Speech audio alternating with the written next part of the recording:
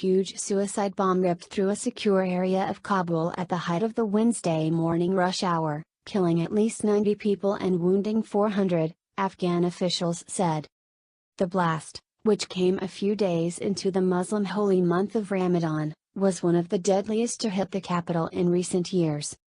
The bomb exploded in the diplomatic quarter near the German embassy and the Afghan presidential palace. The streets were packed with commuters, women shopping and children going to school, and the blast appears likely to result in a high civilian death toll. The bomb, concealed in a water delivery truck, detonated at 8:22 a.m. outside the offices of a major local cell phone company and a popular TV station. It hit about 400 yards from the German embassy in one of the busiest parts of town, near big supermarkets and shops. The Taliban denied responsibility for the attack. No group has yet claimed it. Afghanistan's intelligence service, the National Directorate of Security, said in a statement that the Haqqani network, a Taliban-affiliated group in Pakistan, carried out the bombing. But the Islamist terror group has yet to say anything about the bombing. Our prayers are with the victims and their families of this inhuman and cowardly attack, a tweet from the office of President Ashraf Ghani said. May Allah strengthen all those working for peace. Our thoughts are with the families of deceased and prayers with the injured. The Wall Street Journal reporter Jessica Donati, in Kabul, said the explosion happened close to Western embassies, government institutions and the residences of high-ranking officials. It's the most fortified part of the city, which can be reached only by passing through several checkpoints.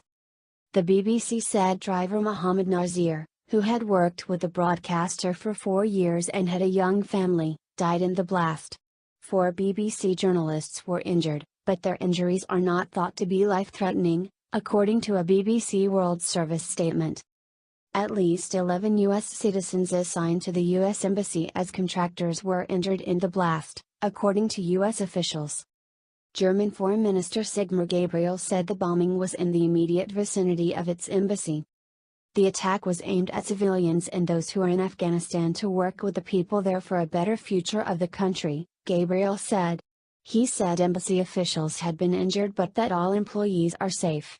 An Afghan security officer protecting the embassy area was killed, he said. German Foreign Ministry spokeswoman Maria Adbar said the embassy would remain closed until further notice and that local staff were receiving medical care. The Afghan presidential palace and the Indian embassy are near the blast site. By God's grace, Indian embassy staff are safe in the massive Kabul blast, Foreign Minister Sushma Swaraj tweeted.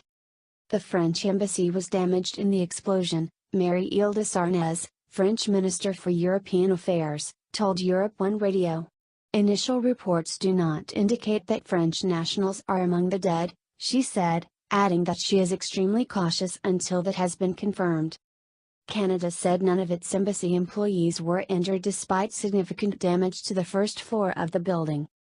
Hundreds line up to donate blood. The attack seriously damaged the offices of broadcaster One TV Afghanistan, blowing off windows and doors. It was left in such bad shape, you would have thought the explosion happened inside the office, said station owner Fahim Hashemi.